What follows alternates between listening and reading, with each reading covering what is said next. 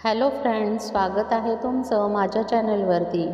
Friends, तुम्हाला जर video आवडला तर व्हिडिओला लाईक करा, चॅनलला सबस्क्राईब करा आणि बेल आयकॉन दाबायला विसरू नका।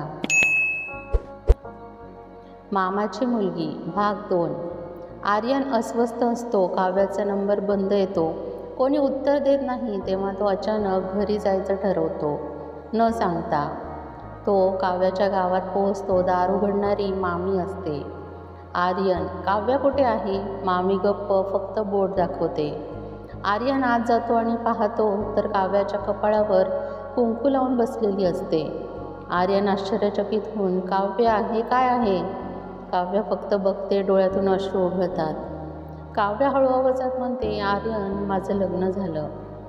आर्यनच्या पायाखालची जमीनच सरकली जाते। आर्यन थरथरत्या आवाजात, काव्या, लग्न? पण तू आणि मी, आपण एकमेकांना? काव्या डोळे झाकते, कपाळाचं कुंकू पुसून टाकते। ती म्हणते, काव्या, हो, लग्न झालं, पण खोटं, हे फक्त बाहेरचं नाटक आहे। आर्यन गोंधळून, म्हणजे? काव्या उठून उभी राहते। तिचा स्वर थरथरतो पण डोळ्यात ठामपणा असतो। काव्या म्हणते, 2 आठवड्यांपूर्वी बाबा खूप आजारी पडले होते। त्यांना हृदयाचा त्रास झाला होता। डॉक्टरांनी सांगितलं, थोडंसंही दुःख त्यांना जीवावर बेतू शकतं। आणि त्याच काळात एक स्थळ आलं, भावाच्या ओळखीचं। मी नकार दिला, पण बाबा खुश झाले होते। त्यांनी मला विचारलं, बाळा, तू खुश आहेस ना? मी हो म्हणाले, पण खरं सांगायचं तर आम्ही नाटक केलं आणि हे सगळ्यांना माहीत होतं, फक्त बाबांना सोडून। आर्यन म्हणतो, पण हे सगळं मला का नाही सांगितलं? काव्या डोळे भरून म्हणते, कारण मी तुला तोडू शकत नव्हते। मला माहीत होतं तू कोर्समध्ये होतास, मनापासून मेहनत करत होतास। मी तुझ्या यशात अडथळा व्हायचं नव्हतं। आणि माझं नशीब तू विसरशील का, याचीही भीती होती। आर्यन तिच्यासमोर शांत उभा राहतो। काही क्षण शांततेत जातात। तेवढ्यात आर्यन तिच्या हातातलं मंगळसूत्र पाहतो। पण ते मंगळसूत्र खोटं असतं, फक्त काळी दोरी। कुठल्याही गाठीच्या देवासमोर झालेला विवाह नसतो, फक्त बाहेरचं नाटक, फक्त एका वडिलांच्या चेहऱ्यावरचे हसू टिकवण्यासाठी। आर्यन हळू आवाजात म्हणतो, काव्या, हे नातं इतकं अशक्त आहे का गं, की आपण ते गोंधळात गमवावं? काव्या हसत पण अश्रू पुसत म्हणते, नाही रे, म्हणून तर अजूनही मी तुझ्यासाठी वेट करतीये। अजूनही मी ती हर्ट पेंडंट घालते रोज। आर्यन जवळ येतो, तिच्या गळ्यातलं पेंडंट पकडतो आणि हसून म्हणतो, आता माझा कोर्स संपला, मी परत आलोय आणि फक्त हो ऐकायचे। काव्याच्या डोळ्यातून 2 थेंब ओघळतात आणि ती शांतपणे म्हणते, हो। त्या रात्री आर्यनचे तिच्या वडिलांशी बोलून त्याचं आणि काव्याचं प्रेम व्यक्त करतो। काव्याचे बाबा रागवतात, पण त्यांना सत्य समजल्यानंतर थोडं वाईटही वाटतं। पण मुलीच्या प्रेमासाठी आणि सुखासाठी थोडं थांबून पण समाधानाने मान हलवतात। नरेशराव म्हणजेच काव्याचे बाबा, तुला माझ्या मुलीच्या डोळ्यामध्ये प्रेम दिसलं ना आर्यन, मग जा आणि तिला घरी आण। ती संध्याकाळ, गावात पुन्हा एकदा सजावट, हसरा माहोल आणि उत्साहाचं वातावरण। पण यावेळी कारण वेगळं होतं। ते होतं आर्यन आणि काव्याचा साखरपुडा। काव्याच्या घरी गुलाबी रंगाचे फुलांचे तोरण, मेणबत्त्यांनी सजवलेली ओटी आणि नाजूक हसरे चेहरे। घरातील प्रत्येक स्त्री गडद रंगाच्या साड्यांमध्ये सजली होती आणि पुरुषांची नजर आपल्या लाडक्यांवरच। आर्यनच्या शेरवानीतील रुबाब आणि काव्याची सोनेरी बॉर्डरची हलकी गुलाबी साडी, तिच्या ओठांवरचं ते लाजरं हसू, सगळं स्वप्नात वाटत होतं।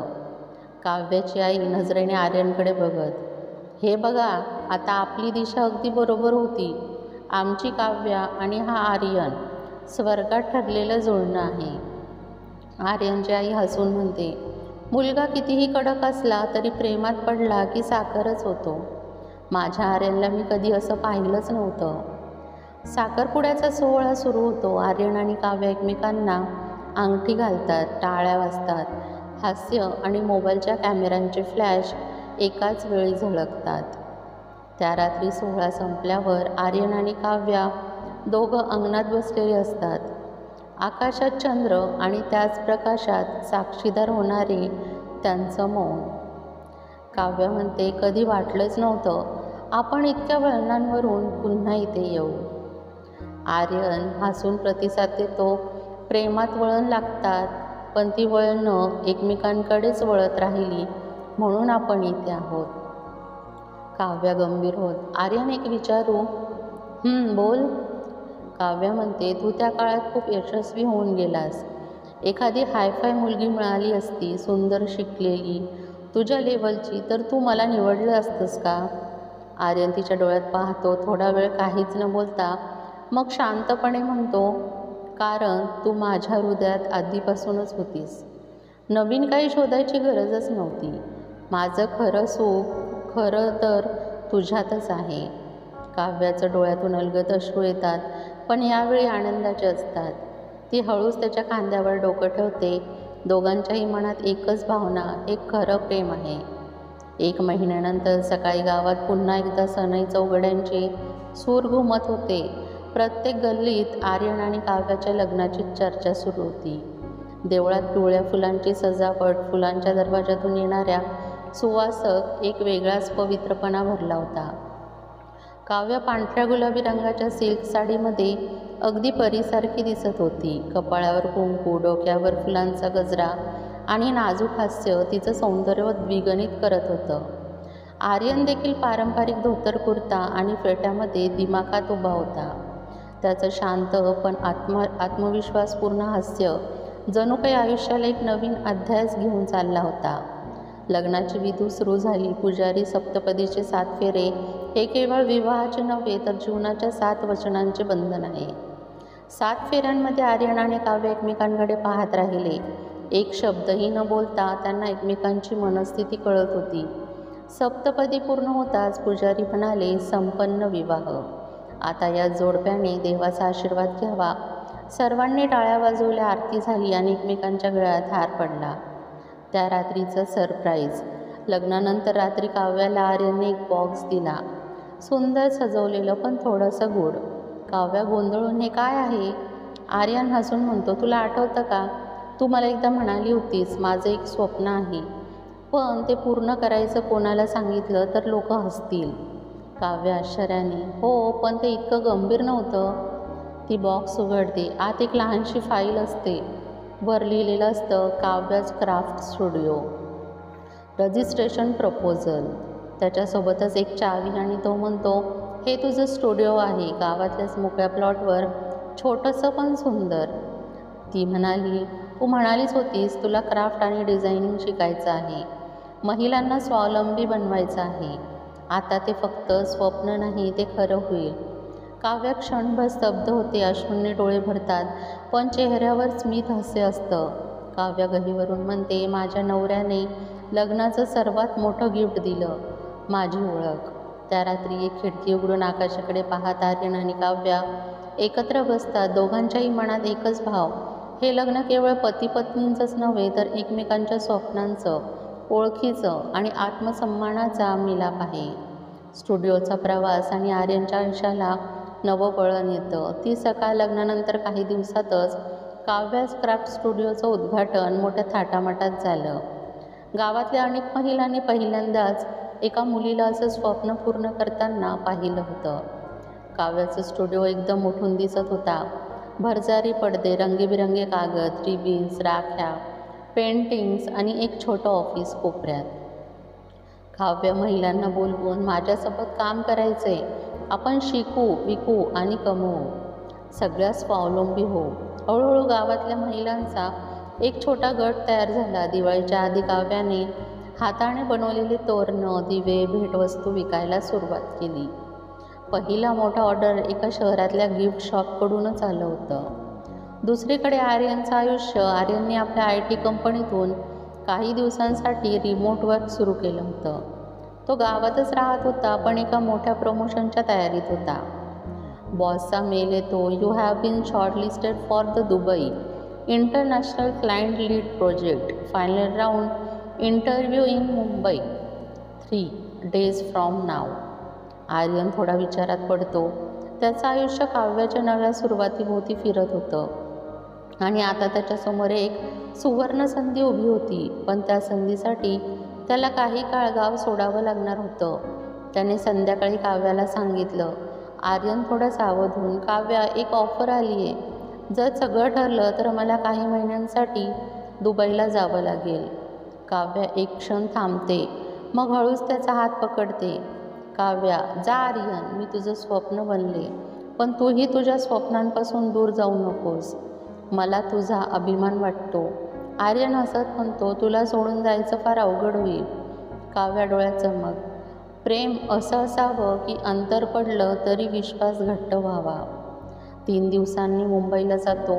आर्यन मुंबईत इंटरव्ह्यूला जातं. तिथं एक अनपेक्षित गोष्ट घडते.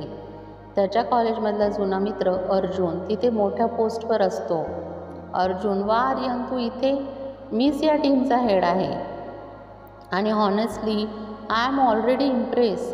इंटरव्ह्यू उत्तम होतो, त्याचं सिलेक्शन होतं आणि त्याला 6 महिन्यांची दुबई पोस्टिंग मिळते with a big race and international exposure. गावात एका काव्या एकटी असली तरी खंबीर होती. स्टुडिओ आता मोठं होत चाललं होतं. गावातल्या बायका तिचं कौतुक करत होत्या. लोक आता तिला मॅडम म्हणायला लागले. परंतु एक दिवस अचानक स्टुडिओच्या बाहेर एक नोट चिकटवलेली सापडते. नोटवर लिहिलेलं असतं, तुला वाटतं तू मोठी झाली आहेस. गावातली पोरं इतक्या मोठ्या उड्या मारतात. सावध राहा. कुणालाही इतकं चढू देऊ नको. काव्याच्या हातात नोट असताना तिच्या चेहऱ्यावर भय आणि आश्चर्य एकत्र उमटतं. त्या सकाळी काव्या नोट पाहून थोडी काळजीतच पडली. गावातलं कोणीतरी तिला इशारा देत होतं. पण का? कारण काय? तिच्या डोक्यात प्रश्नांची रेलचेल सुरू झाली. काव्या स्वतःशीच म्हणते, मला कोणी एवढा त्रास का देतंय? माझ्या कामाला का ही त्रासदायक बाजू? तिच्या जवळच्या मैत्रिणीला बोलवून तिने हा इशारा दाखवला. सर्वांनी तिचं साहस कौतुक केलं, पण सावध राहण्याचंही सांगितलं. दुसरीकडे मुंबईमध्ये आर्यनला एक फोन कॉलने धक्का बसला. फोनवरून, आर्यन, आपला बाबा गंभीर आजारी आहेत, त्वरित गावात यावं लागेल. आर्यन चटका लागला. तो ताबडतोब तिकीट बुक करून तिथं जाण्यासाठी तयार झाला. गावात परतल्यावर आर्यनच्या घरात एक शांत पण गंभीर वातावरण होतं. माधवराव म्हणजेच आर्यनचे बाबा रुग्णालयात असताना त्याला भेटायला आले होते. डॉक्टर माधवराव यांना हृदयाचा त्रासाचा झटका आला आहे. सध्या स्थिती स्थिर आहे, पण काळजी घेणं गरजेचं आहे. आर्यन आणि काव्य दोघेही चिंतेत पडले. आर्यनच्या मनात एकच विचार चालू होता. आता त्याला गावातच थोडा वेळ राहावं लागणार होतं. त्या रात्री काव्य आणि आर्यन बसले एकमेकांच्या हातात हात घालून.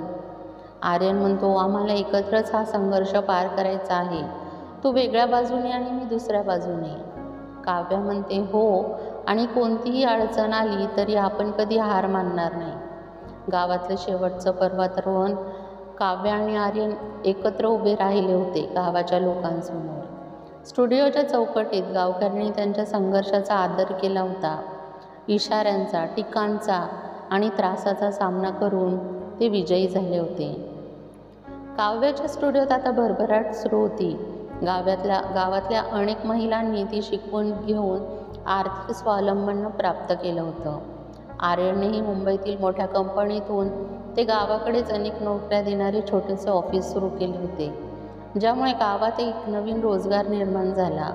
एकत्र नवा आरंभ. माधवराव यांनी त्यांच्या आरोग्यासाठी गावातच छोटं हॉस्पिटल सुरू केलं, ज्यात आर्यन आणि काव्या दोघांनीच भरपूर मदत केली. एका संध्याकाळी गावाच्या मुख्य चौकात आर्यनने काव्याला मिठीत घेतलं आणि म्हणालं, आम्ही दोघे जरी वेगळ्या वाटा चाललो असलो, पण आयुष्याच्या या प्रवासात एकमेकांना साथ दिली तर काहीही अशक्य नाही.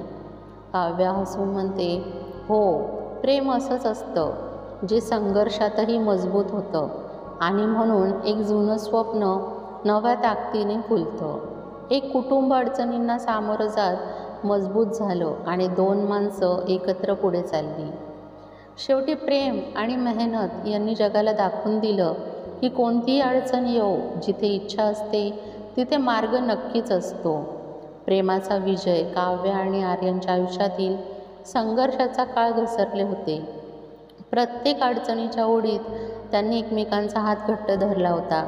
गावाच्या छोट्या चौकात त्यांच्या सामायिक प्रयत्नांनी उभारलेलं स्टुडिओ आता पूर्णपणे फुललं होतं आणि आर्यनच्या कामाने गावात नवी उजळणी झाली होती.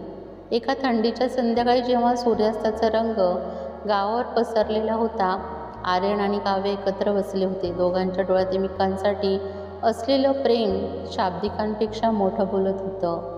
आर्यन म्हणतो, काव्य, या सर्व प्रवासात एकच गोष्ट माझ्या मनाला ठाम धरते. तू माझ्यासाठी फक्त एक साथीदार नाहीस, तर माझं जग आहेस. काव्य हसत, आणि तू माझ्या प्रत्येक स्वप्नाला हात घालणारा सूरज आहेस. आपल्या प्रेमाने हे संपूर्ण गावच प्रकाशमान झालं.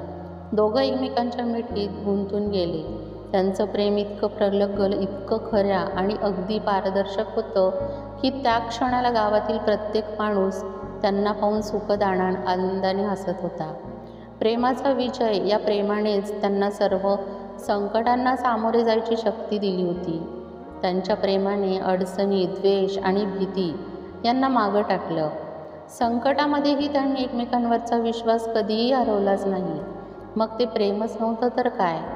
शेवटी आयुष्याच्या प्रवासात प्रेम हे एकमेव खरा खजिना असतं, जे अडचणींना जिंकतं, हृदयांना जोडतं आणि जीवनातला अर्थ देतं. काव्य आणि आर्यनचा तो प्रवास यशस्वी झाला. प्रेमाने त्यांचे एकमेकांचे जीवन उजळून टाकले आणि आपल्या स्वप्नांना नवे पंख दिले. फ्रेंड्स, तुम्हाला व्हिडिओ कसा वाटला हे कमेंटमध्ये नक्की सांगा. व तुम्हाला व्हिडिओ आवडला असेल तर व्हिडिओला लाईक करा, चॅनलला सबस्क्राईब करा आणि बेल आयकॉन दाबायला विसरू नका. व्हिडिओ बघितल्याबद्दल धन्यवाद.